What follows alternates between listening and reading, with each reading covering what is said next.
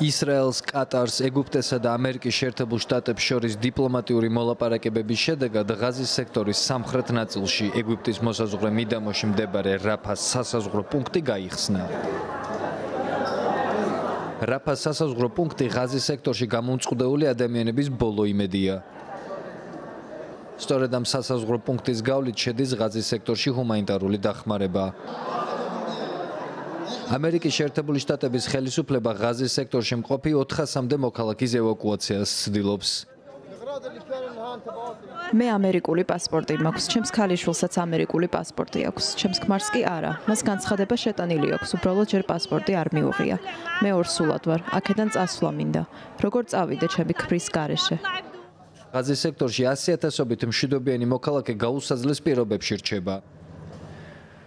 ისრაელსა და ჰამას შორის ომის შედეგად ღაზის სექტორში უკვე 9,000-ზე მეტი ადამიანია დაღუპული, 30,000-ზე მეტი კი დაჭრილი.